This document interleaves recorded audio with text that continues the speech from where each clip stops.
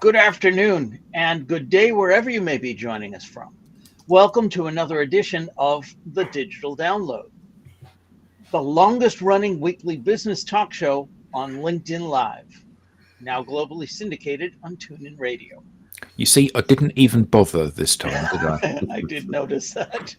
I thought I gave you a pregnant pause to jump in there, but I always let the team down, I feel, when I try. oh no, not at all.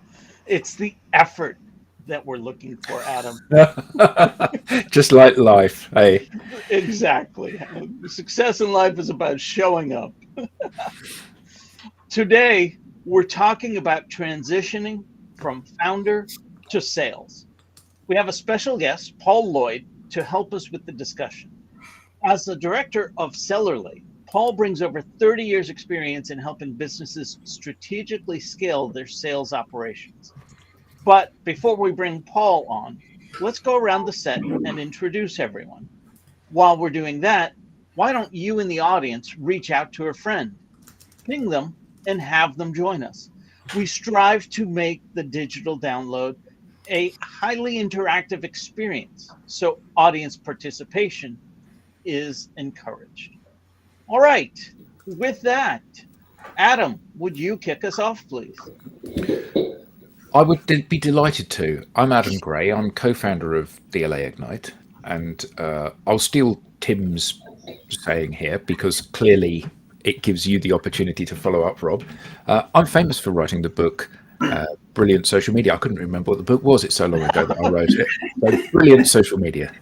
And I'm delighted to be here, and I'm really looking forward to this session today. Excellent. Thank you so much. Bearded sales guy, Alex. Hello, glad to be here. So yeah, Alex Abbott. I'm famous for being called the bearded sales guy. A fun fact about me, despite Adam advising me not to share or publicize this, I was born in Wales.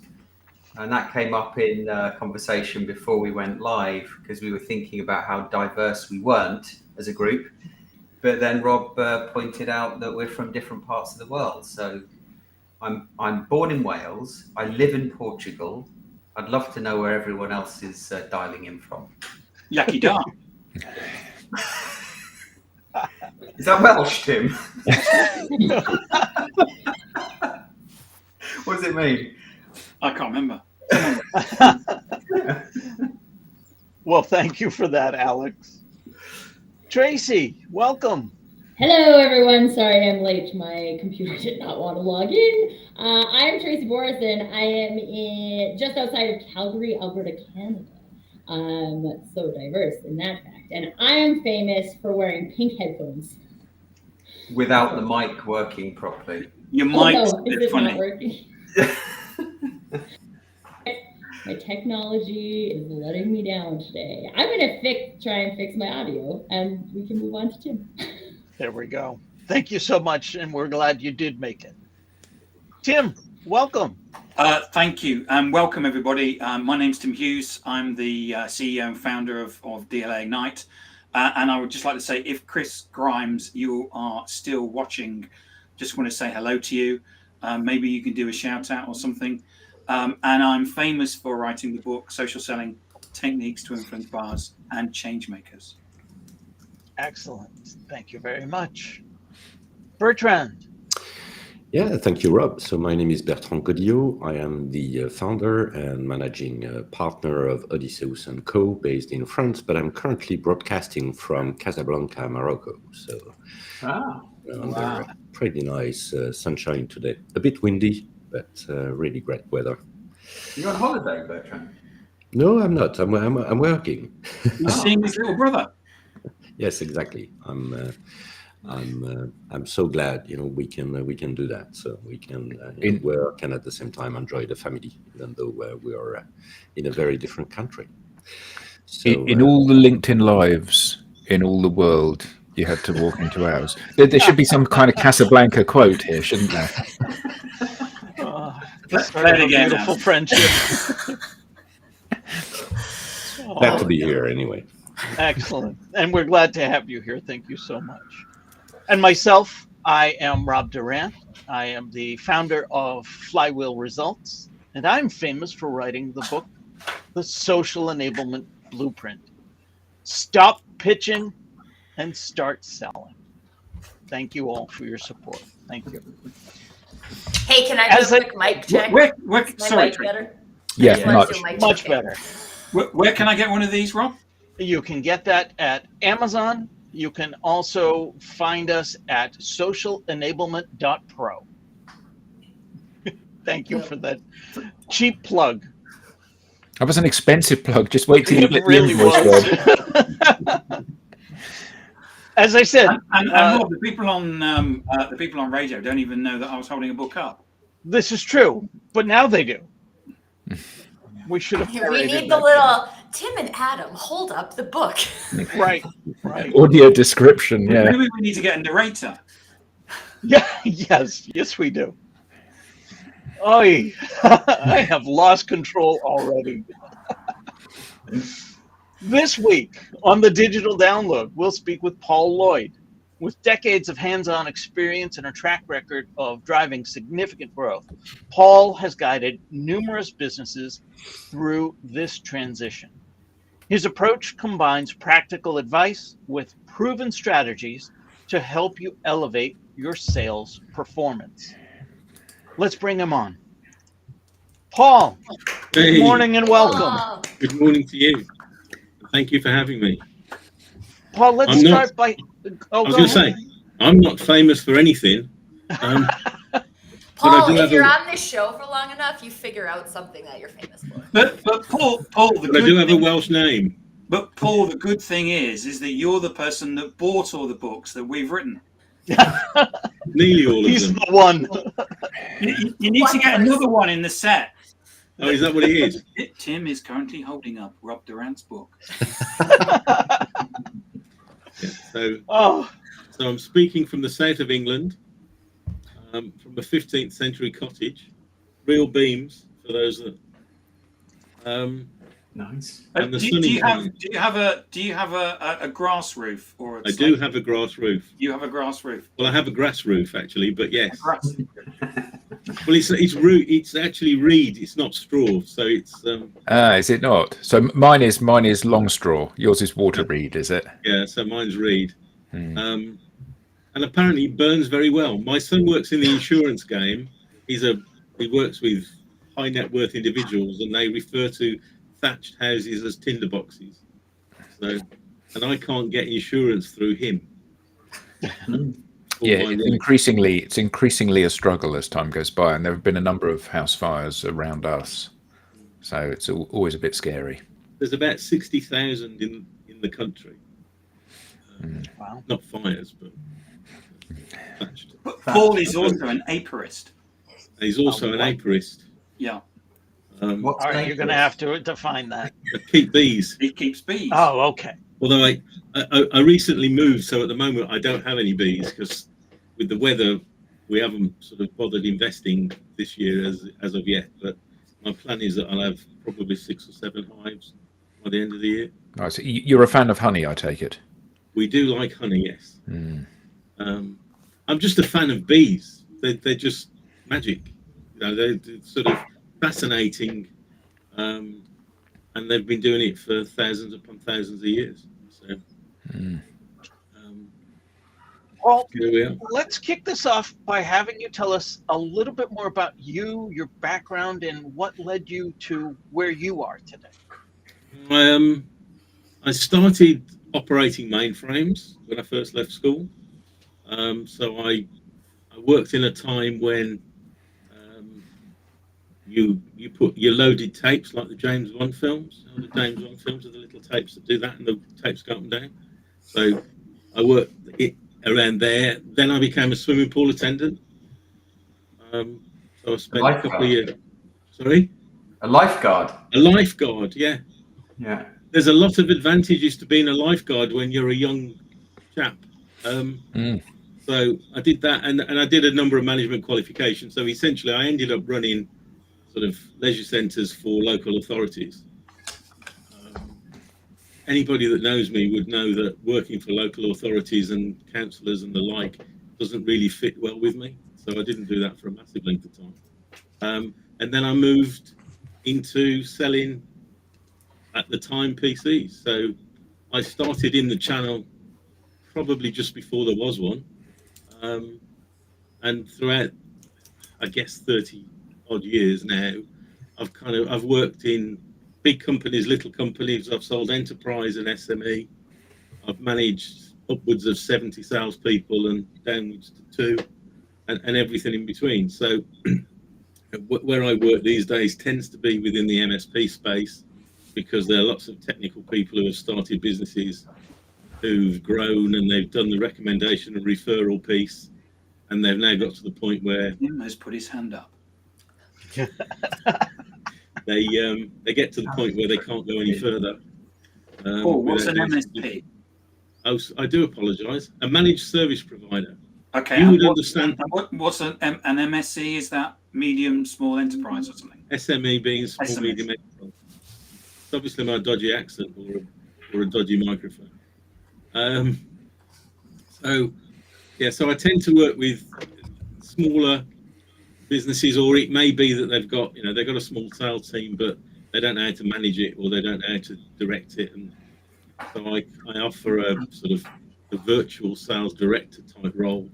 So I'll sort of help and coach from the outside, some mentoring, some coaching, sometimes doing the job. So, but all from a sort of a top-down type of approach. I tend not to get involved in the kind of sharp-end sales training, because it bores me to some extent, I guess. But I mean, it's fascinating. So I've got some big clients, but generally speaking, they're quite small. You'd understand MSP services as outsourcing. Us old people know it as outsourcing. Let's kick off today's discussion with a foundational question.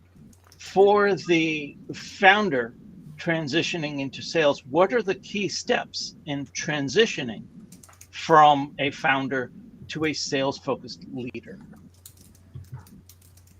Mindset. Mindset. I think that the hardest part, in many respects, the hardest part of what I do is to get them to start to think about achieving a number and perhaps just getting there. So, when they run their businesses as it is at the moment, and they get recommendation and referrals, and if they don't get any, they're reasonably happy with it, because it grows over time. So many of them have been in business for 10 years and they've added 3 or 4 clients a year, and now they're doing $1.5 million or whatever it happens to be. But when you start talking to them about they want to grow, and you say, well, you're going to have a plan, and now we've got numbers, and we've got to go from here, and we've got to reach those numbers, which means we have to do something. And that's a concept that they don't necessarily grasp the first time. So, Paul, I have a question, and I might be jumping ahead because I tend to do that. But from a mindset perspective versus like sales skills perspective, because I think a lot of people who create businesses to fill a gap in an industry may not identify as a salesperson. So in your experience, would you say it is more about the mindset and or a specific mindset, or sales skills? I think initially it's more of a mindset, because what they've done is they've grown their business. A lot of them, they've been made redundant. They've got some technical skills. They know somebody who needs some help, who knows somebody who needs some help, and they put that together. And then they go and the first recruit tends to be an engineer, which really it shouldn't be. It should be somebody in admin to do all the other bits of work. But they take on an engineer, and they grow through recommendation and referral. And then when they then want to grow what I would class as deliberately, so I have a tendency to sort of start looking at selling deliberately rather than waiting for it to happen to you. And when you start that, there is sales process involved, but I genuinely don't think at that stage it's a clever, this sort of clever sales. It's a process to get them used to the idea of moving things through a pipeline and winning business, then they add their first salesperson, and then once you get into one or two of those, then the salespeople will obviously need some training. But in terms of getting the structure right to be able to do that, it's the bit that they all miss. They just think, give them a desk, give them a chair, or give them access to Google, and they'll go and bring us some business. Because I don't like that. So. Yeah. Is it that many of these leaders have probably not been in sales themselves? Well, that's fundamentally the issue. Is that I was saying to Rob before we started, certainly in the UK, sales is the job you do when you can't get a proper job. So a lot of these people, they're technical, and everybody can sell, can't they? Everybody can sell when it's recommendation and referral, but when it comes to actually having to do it to achieve a number, or whatever that is, whatever those targets are, then it's a different game, and they haven't done it. They've started as techies, they've grown up through techies, they've probably done some pre-sales technical support, and anybody who's been out with pre-sales technical support people will know that they think they're doing all the job anyway. Which is true. They all want to be salespeople when somebody else is doing all the hard graft for them. But to actually do that themselves is, a lot of them don't want to, because they don't like sales. I spoke to a group of these sort of small technical businesses a while ago, and they all start talking about sales recruitment. And he said, well, your biggest problem is you don't like salespeople. You don't answer the phone to salespeople. You don't do anything that you want your salespeople to be doing with other people. So you've got to get over that hurdle to start with, and then build a structure and a framework such that you can get salespeople to be successful within it. So when you say they've got to get over that hurdle, do you mean you've got to get your salespeople to do something else that they might like, that the customer might like, or they have to just keep on ploughing on regardless, irrespective of whether the customer likes it or not? I think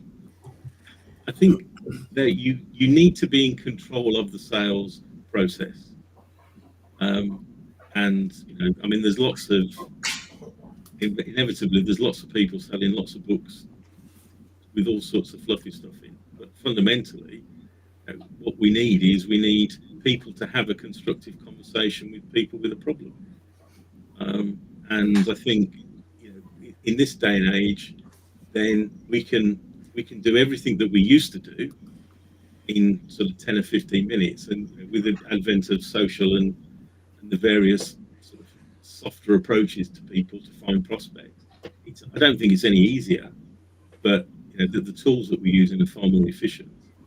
But it's consistency is the bit that they don't understand.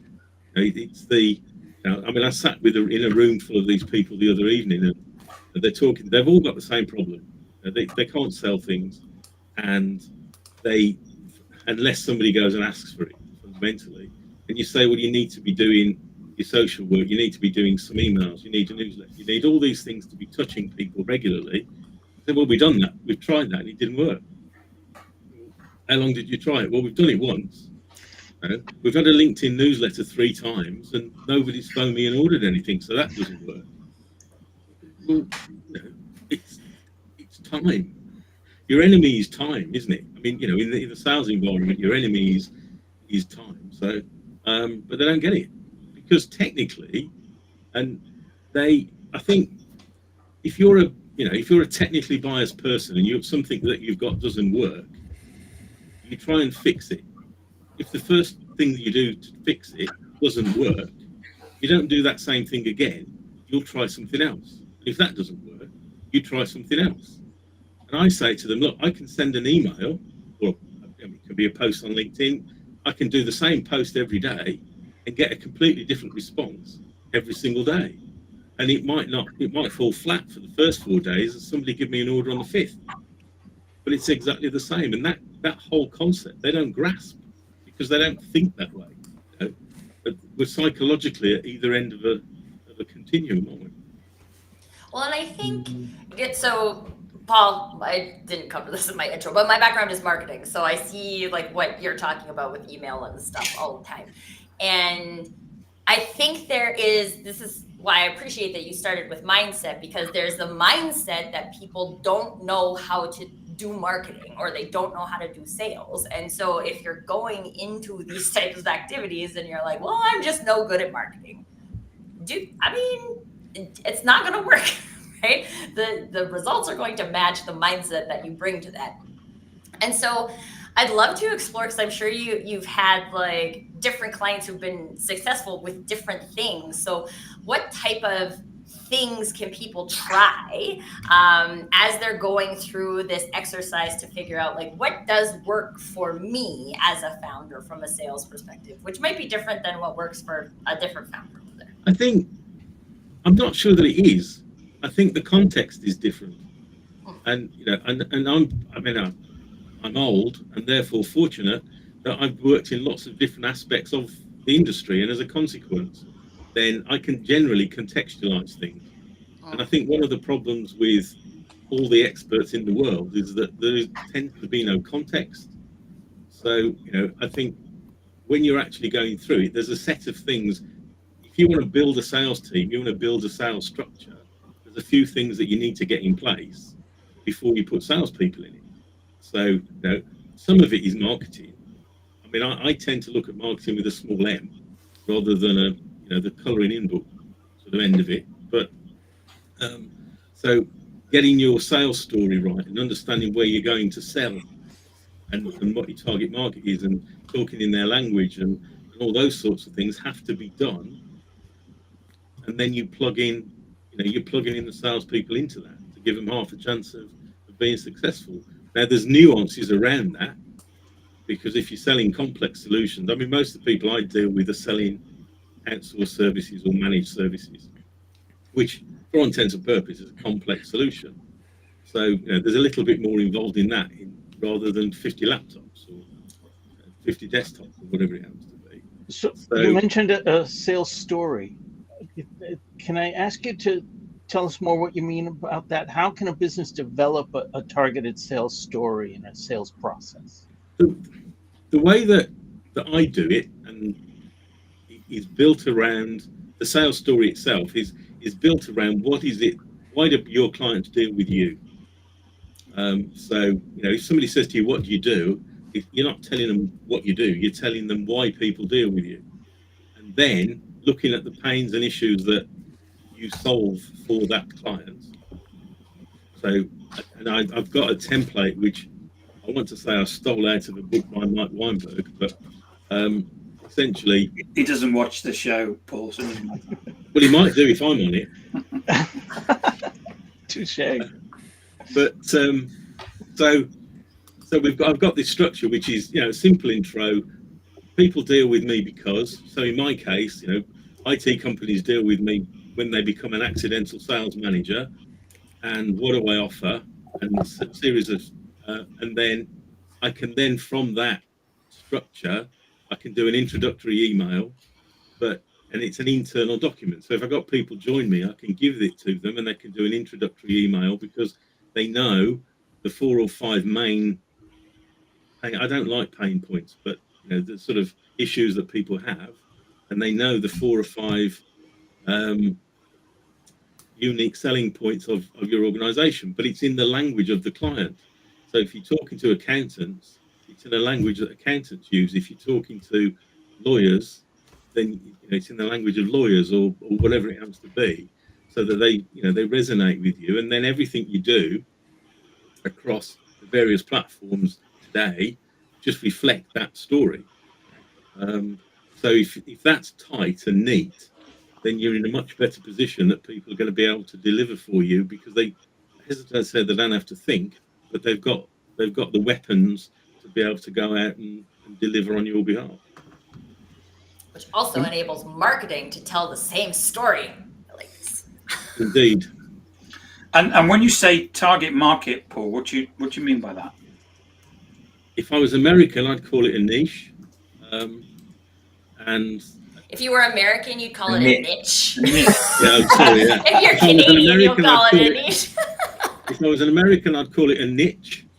If lots of people refer to it as a niche, I tend to look at it as a target market, just simply because I can then explain it more and they haven't got a preconceived idea. But fundamentally, it's a focus, isn't it? It's just having a focus on a particular area of the market. So it could be as simple as accountants. So we deal with accountants. It could be a particular technology. So, I had a client at one point whose specialism was dealing with large data files. So what we then did was we found companies that needed large data files. We built a list of 400 or 500 companies that we could identify with the right size, in the right place, had the right issues, and then we just simply go to those 500 over and over again, rather than sort of spraying thousands upon thousands of people once. We've got 500 people that will deliver to on a regular basis, but actually focus in on it. So I'm fortunate. I actually won one of the first national supply agreements in the UK for the NHS. So we actually built a team selling to the NHS, and I actually called it NHS Direct before there was an NHS Direct, which doesn't mean anything to anybody who's not in the UK. But we have a service now in the UK called NHS Direct, and I used to have a phone number 30 years ago that was NHS Direct, and we used to do a regular email, but we could talk to them in their own language. We could talk about people that they knew, who they were within that community. And then I built a team selling to building societies, and we didn't have any building society specialism, but we had a case study, and we wrote a list of all the building societies, and we went and talked to them in their own language about the things that they were interested in. And it's that focus that makes it successful. It takes a little bit more time. Isn't the challenge, though, that you go to talk to somebody in their own language, but they're not listening? And the reason they're not listening is that there's 1,000 other companies that want to talk to them in their own language, that claim to be top quartile in performance, or customer focused, or absolutely putting the customer, or having these unique attributes, or being market leading and having case studies that look just like their company. And you're just another person that's banging on the door, and they're not listening. And the challenge is getting them to listen, isn't it? I think so, but I don't think there are all those people that focus and do that piece of it. Lots of people talk about it, and too many people have too broad a market to go to, or they're doing it in it's not honed, would be a good word. That's certainly true, but the challenge is that you write something which absolutely is designed to resonate with me as a insert niche that I'm in there. So that's the person. So you write something that absolutely is designed to resonate with people like me, and there are loads of people in that group. There's 6 of them on the call. So that's your target market. But the challenge is that I only know that your communication resonates with me when I've read it, and I'm not going to read it because I'm too busy. Why the hell would I read your thing? Because I don't know who you are. You're just another person saying words to me. It's like when you go onto LinkedIn, or you open your email, or you go to any kind of website that has banner advertising on it. Everybody claims to have the solution to solve your problem. And the challenge invariably is, I like that, Rob, with you being the large image. The person who's talking, not on the screen at all. Yeah, that's a win when it's me speaking, I know. But the challenge is breaking through the noise and the barriers that people have. Because, Tim tried to sell me something, and he said, I am absolutely the person that can help solve this problem. And then 2 minutes later, I had Alex phoning me up, and Alex said, I'm the person that can solve your problem, and I'm better than all of my competitors. And then I had a call from Bertrand, and Bertrand said, I can solve your problem. And actually, everyone's saying the same thing. And there's this commoditized value. No salesperson ever reaches out and says, we're second best, we're a little bit slow, we're not always dependable, and we're a bit expensive. Every salesperson says they're market leading and best. And they can dress it in the words that resonate with me, but isn't the challenge today to be in an environment where there's 1,000 people selling what appears to be the same service. And it may be that it's a different service, but I'm not sophisticated enough to know whether your product is better than Alex's. Isn't the challenge to get me to consume your content these days? I mean, I guess so, but I think if you're building your profile and you're getting the right things in the right place, then, you know, if you're lucky, they're coming to you. But when it comes down to it, I'm not going to approach you and say I'm the best. I'm going to approach you and say that my understanding from the research I've done around you is you have these following issues. We've got things that fix that. So, you know, let's have a sensible conversation. But that's not going to be the first time I call.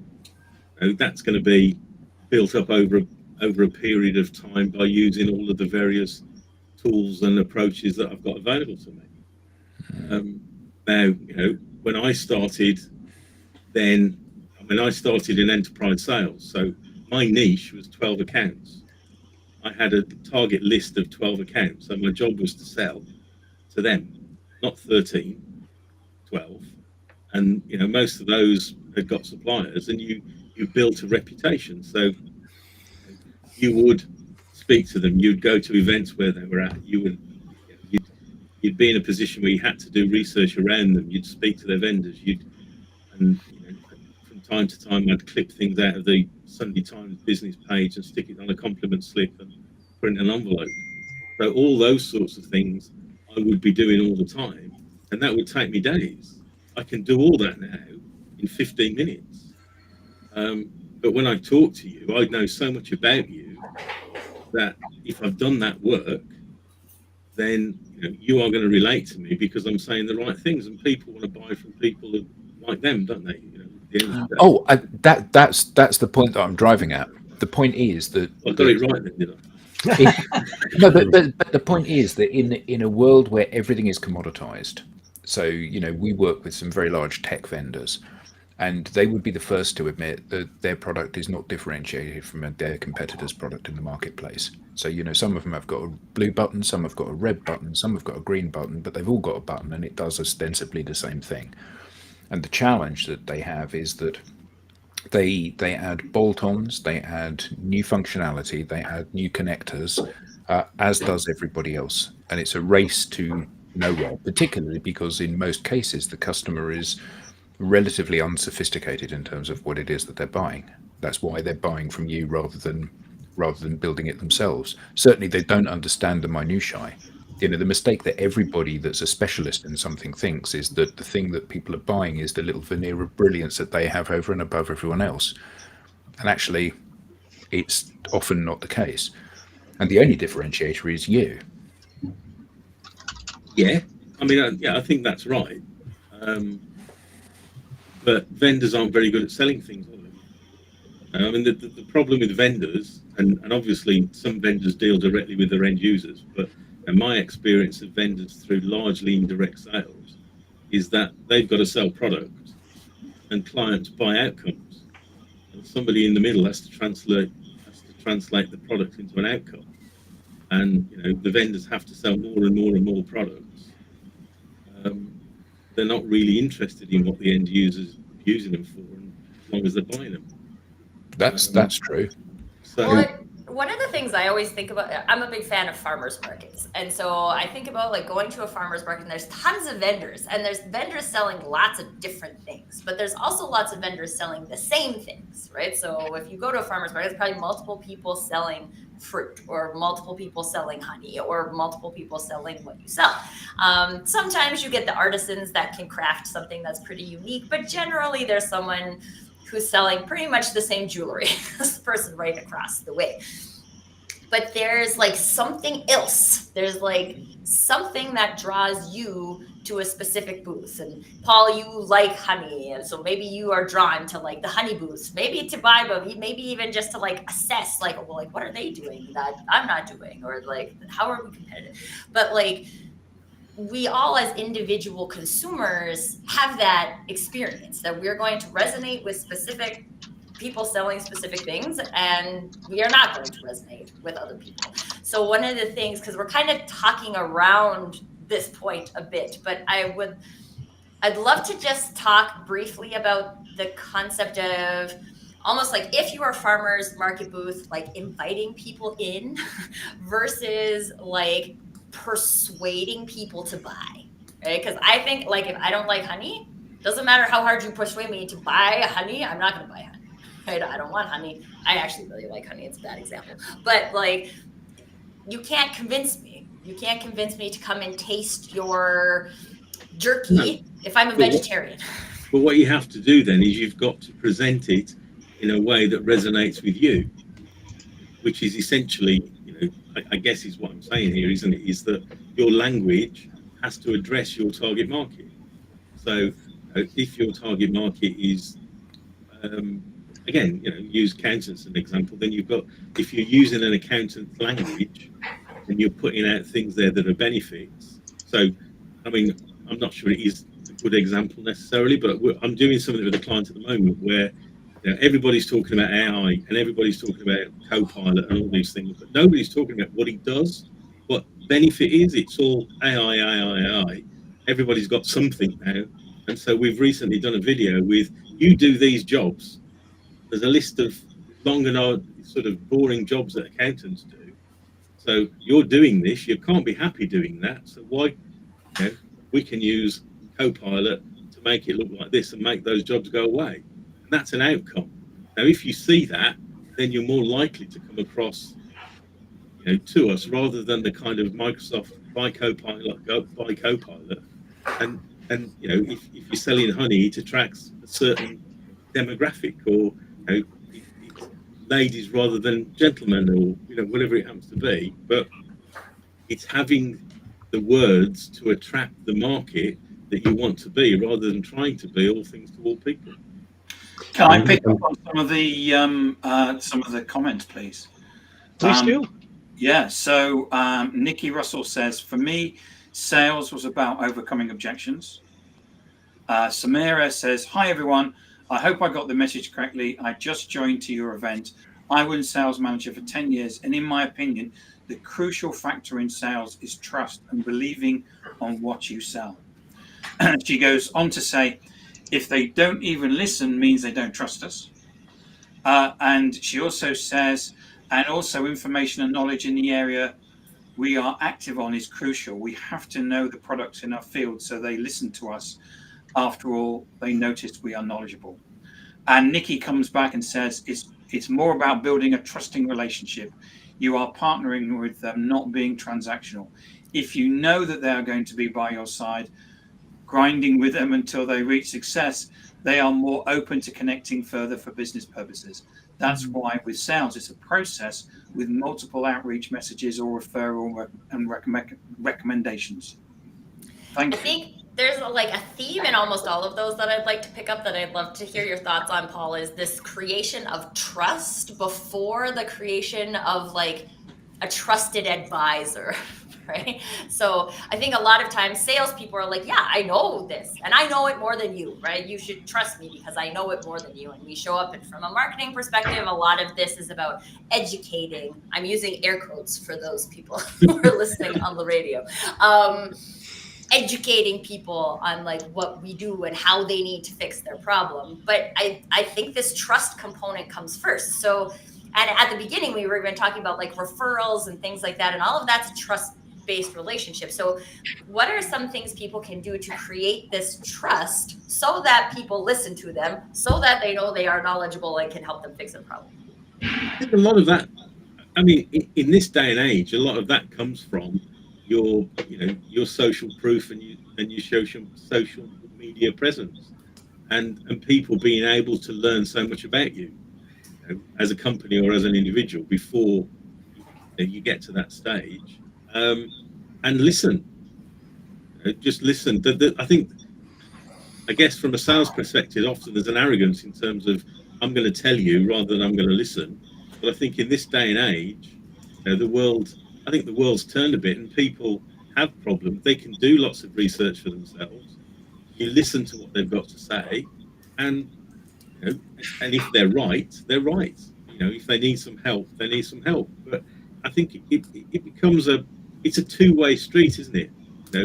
in the 50s, we would have wanted to bang, sort of bang things out and close it off. Today, we want an ongoing relationship with people. So we've got to do it properly, and we've got to be honest and upfront and look for social proof. I mean, a recommendation, the process of a recommendation is somebody comes to me and says, who do you use to do your IT support? So the first thing they would do is they make a judgment on my ability to actually make a referral.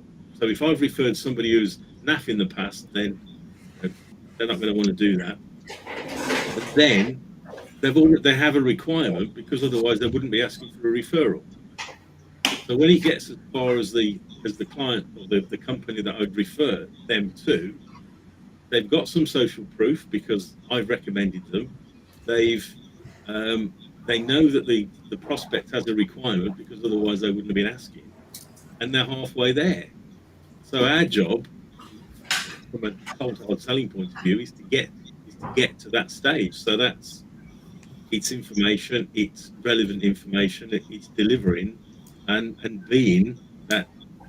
To my mind, it's going that extra mile, and getting people to rely on, trust. People will trust if you earn it, don't they? I mean, I get the impression founders are really good at building trust because they've got deep knowledge, and they have something of value to say, and when they open their mouth, especially if they've been doing the thing that they do for many years, they're talking to their target audience, and their target audience is kind of interested in what they have to say. But then that challenge is scaling the business from. But they're also very passionate about it, aren't they? Now, if you can't sell your own business, and it's passion and it's excitement and it's every client that you've got, everything you've done for them, all the reasons that they deal with you. You've got your 4 a.m. story. It's what is it? It's 2:45 on a Friday afternoon, and my major client phoned me because everything had gone down. We were all looking forward to going to the pub at 5 o'clock because the sun was shining, but everybody took their jackets off, and we worked all weekend, and we got it all up and running, and everybody was happy. And all those sorts of things that are what I try and get them then to kind of bottle and be able to pass on to people that join them, because nobody's going to sell with the same level of passion your business as you do. No. And then the challenge, that chasm that they have to cross, I think, listening to some of the conversation about messaging and then arming other people, let's say salespeople, with that message, they don't have the same level of passion as the founder. And so if you think about how things have changed over the years, and to Adam's point, it's tapping into an individual's personality and their authenticity that is going to open the door. And I think listening to some of the comments or reading some of the comments here from Nikki and Samira, it's that trust, isn't it? And but I think this is also interesting, Alex, because if a founder can speak very passionately about the business and why it exists, and I think that also, while a salesperson is like now an arm's reach, right? They're not the creator of that. But I think when we have the opportunity to share that kind of story, it allows us to attract salespeople who are more aligned. And therefore those like differences in the personal brands are actually end up not being as scary, because you're like, okay, well, this person is equally bought into what we're doing here. They're going to go out and sell it. They're going to go out and sell it their way. I, as the founder, I'm going to go out and sell it my way. But these two ways are compatible, and they build a funnel together. And I think that's one of the greatest opportunities about this sales story, is that we're aligned on it. It doesn't sound identical, but we can attract the right sales resources as well. That same level of meaning, I think it's got to mean something to that individual, right. Doesn't it? Yeah. Yeah, and I can't remember which of the comments had mentioned it, but like I think it was Samira saying you have to believe in what you're selling. and I've seen that happen from a like sales hiring perspective. Is you get somebody who has 20 years of experience in sales, but they are used to selling heavy equipment, and now they're selling software as a service, and they're not passionate about the solution. So can they sell? Absolutely, they can sell. They have a great track record of selling. But selling something you care about or you have deep knowledge in is different than selling something to sell something. Tracy, you said something profound there, and I don't know that you realized it. They have to be passionate about their solution. They don't have to be passionate about their construction services or their IT services or their waste management services. I mean, really, when you think about it, I would have a hard time being passionate about waste management. But I could absolutely be passionate about the desired end state that I can deliver to my customers through whatever solution it is I'm presenting. And I think that's what gets lost with salespeople in general. And I would dare venture to say founders in particular. Paul, what is your experience with technical founders in that regard? I agree with you. I mean, when it comes down to it, it's all about an outcome. People are buying outcomes, and the difficulty with the more technical founder is they're selling technology because that's what they know. So they'll spurt out language. I mean, I've done this for 30 years, and I sat down with in a workshop a couple of weeks ago with somebody, and we looked at the sales story, and I said, so what do you do? And this bloke talked at me for about 4 minutes, and I didn't understand a word he said. And I'm saying, well, if I don't understand it, you can bet your life, your end users don't understand it. So it's using that language, and because they think they know it, then in many cases they're not prepared to listen. They're telling, because this is what I've done, and this is my service, my product, and this is what you're going to have. So there's an education piece in that, in terms of just getting them to understand that people are buying outcomes. The old adage of people buy from people, but fundamentally they're buying outcomes, and listen to what people are saying, because they may or may not be wrong.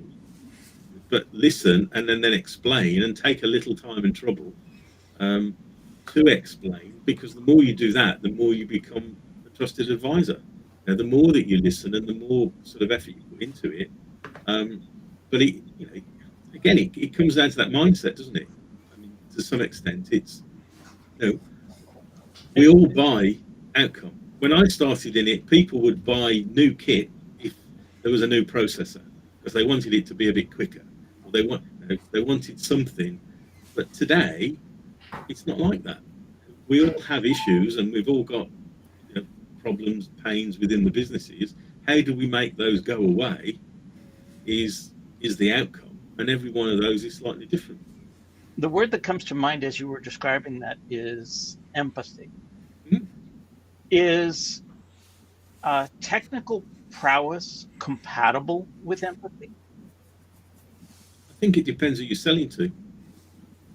If you're selling to IT directors or heavily technical people, then obviously you can have empathy. With normal people, it's more difficult. It has to be, I suppose it has to be learned in some respects. But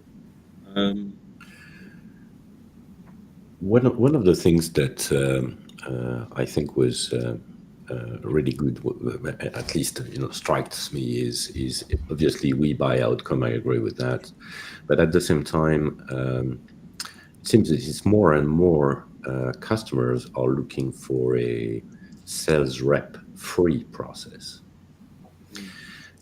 So I think before you get the opportunity to actually sell the outcome, you first need to be allowed to. I think there's also like something there. I've been thinking about this for a long time. Is that why? So people are being polled. Lots of people are saying they don't want to talk to a sales rep until 70 whatever way through the process. But like, why is that? And like, because there's things that I buy, like I will not buy a car without talking to a sales rep, right? Like I want to talk to a person who knows more about the car than I do, then I'm going to test drive it, then there's a further process. But there's things we always buy with reps, and there are people who are even in the digital space who use a trusted advisor, and they may not know that they're like, they may not identify them as a salesperson at that point, but we use trusted advisors to build our knowledge and to make decisions. And so I think it's just an interesting phenomenon. And then I would love to hear Paul answer Bertrand's question, but I think partially that's because we've had salespeople doing really sketchy activities that aren't adding value for people. So if we have salespeople who are not doing those things, but instead are doing meaningful things that are helping people, then I don't think people mind dealing with sales. And to be honest, that was the second part of the question is,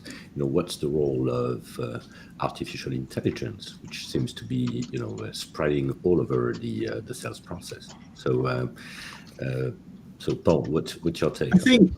I think Tracy's hit it on the head there with adding value. People will meet you, people will talk to you if you're adding value. If all you're doing is going in and asking them questions about themselves and hunting products, then that has no real value. So they're avoiding conversations with the sales team because it's not adding any value. If we're very busy, if you've got, when I was important, I had quite a large job with lots of people. I hadn't got time to talk to idiot salespeople that wanted to spend 20 minutes having me tell them about my business, because I wanted them to come in and tell me about my business and how they could help me. And so, if you're not adding value, you're a cost.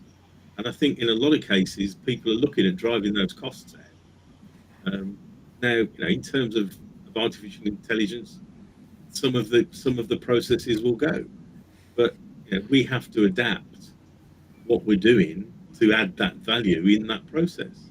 And that's it's content, it's advice, it's webinars with education, it's a whole raft of things to be able to help them make that decision. And if you can't help them, so if let's be fair, if you wanted to buy 50 laptops this afternoon, you'd go on the internet and you'd find the cheapest price for 50 laptops, because nobody could. The salesperson's not going to add any value to that if you know what you want. But if you wanted them connected to a network in 50 different places around the world, that becomes a different proposition. And so it's really structuring the whole thing to address your market and the people that you would like to buy your stuff. But it's, I genuinely don't think it's like it was 20 years ago when you had to drive, constantly driving it out, because we are in a world where people are looking, and just because they think they know what they want doesn't actually mean that they do know what they want when they get as far as you. So if you know your market, if you know the problems and the issues that you solve, and you can have a sensible conversation, then you're more of the way there, aren't you? Paul, I have a kind of a little bit different question just to sneak in at the end here. No, because sorry, Tracy. We're running out of time. I know. I think it will be quick. I think it will be quick because I think it's going to be a one-word answer. That's why I'm sneaking it in. So for people who have been in a sales role and have created their own business and now have to go back into a sales role, but maybe they have different sales structures or different sales strategies because they were doing what someone else told them to before, and now they can do their own thing. Do you have any quick advice for those people in terms of reframing sales for themselves? I think it's quite difficult for anybody that has worked in a company with structure to go out and start by themselves. But I think it would always be build your framework, build your process, get all of your sort of collateral in terms of standard emails and content and everything ready, and case studies and all that stuff ready, so that you've got all the answers when you're out in the field talking. And obviously we're all doing an element of marketing, aren't we, these days?